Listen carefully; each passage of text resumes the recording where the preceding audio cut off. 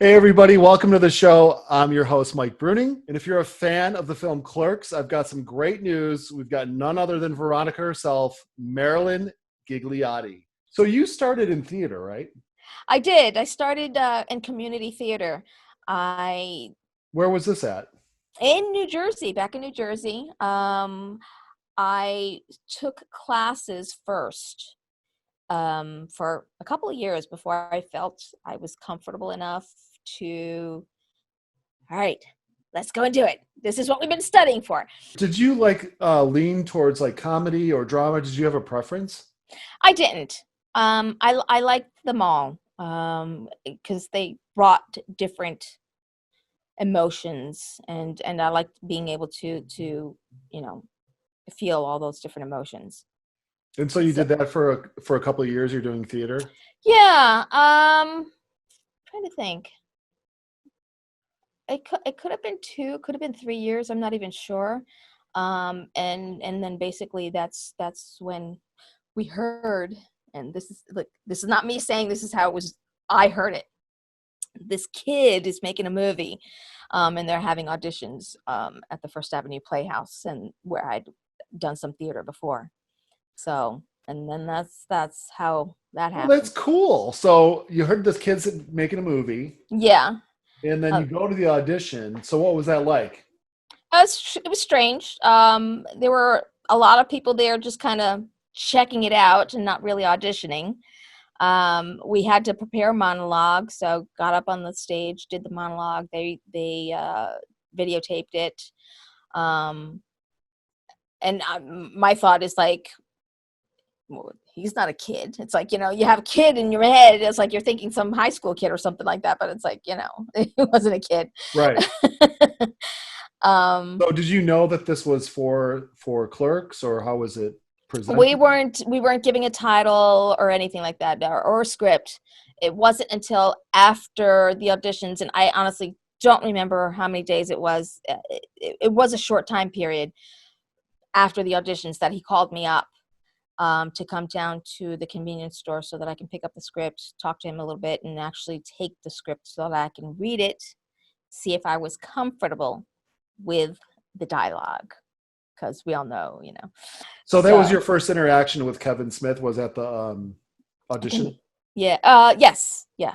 I Hmm. mean, as much of interaction there was, most of the interaction was when I finally met him at the convenience store. What was that like? Because I know, it's a low budget indie film, you know. Yeah, So what was that like for you coming to that from theater? I don't think I really approached it any differently than I did theater. Obviously, yes, theater, we start at the very beginning and we go straight through to the end, where with filming, everything is kind of blocked off and it's not necessarily in order or anything like that. And you want to be able to get it on the first take, especially when you don't have all that much film to to do multiple takes. But for me, the one thing that was really heavily on my mind though was really not fucking up. Excuse me, because it was very dialogue heavy. And even though theater is dialogue heavy, it doesn't matter. Even to this day, it just terrifies me learning all those lines. Ow! What'd you do that for? You didn't want to go out with me anymore. Why didn't you just say so? Instead, you pussyfoot around and see that slut behind my back. What are you talking about? Right. I was gonna say, and you guys did that one shot where it was like just like one take, Yeah. and you just have a ton of dialogue. Well, if you're talking about at the end where I just finally go off on him, Yeah. yeah, there were a couple times that we tried to do it all the way through, but at a certain point, then we had to kind of split it, because it was such a chunky chunk, and because I was just kind of, it wasn't a calm dialogue piece.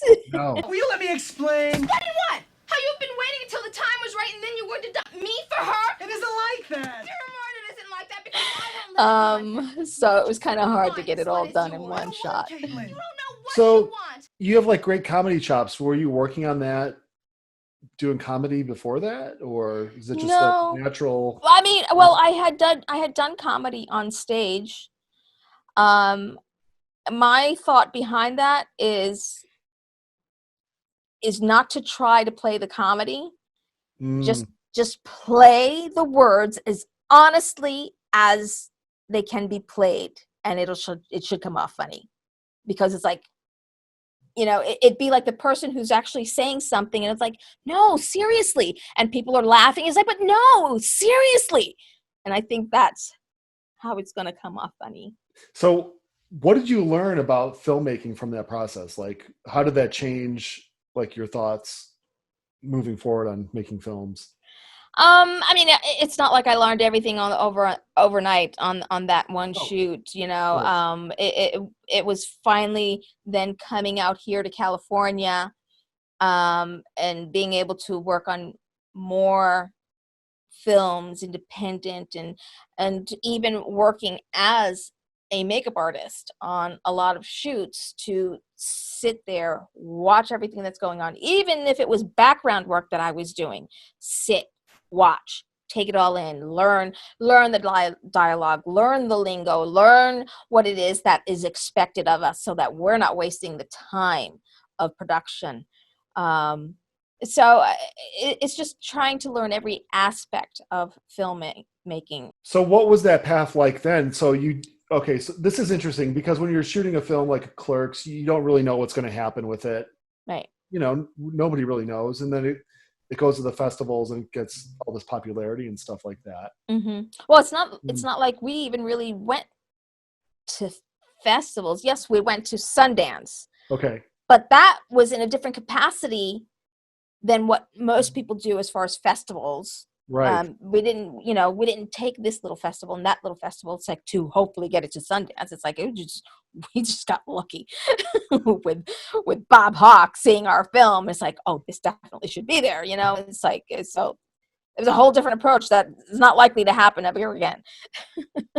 So what happened after that, after Sundance? Um, Miramax bought the film there. We came home thinking, oh my God, that's going to change our lives. And yeah, it did to some degree. Not to the capacity that we thought it might or hoped. But again, this is another hindsight. It's like, had I known about about publicity agents, and what all that entailed, I could have, we could have actually, the actors collectively have gotten together. Let's pool our resources and try and see if we can get somebody to be able to do this for us, because individually it might be a little too cost prohibitive, but maybe collectively, maybe that would work. Well, thanks, Marilyn. I really appreciate it. Thank you, And Mike.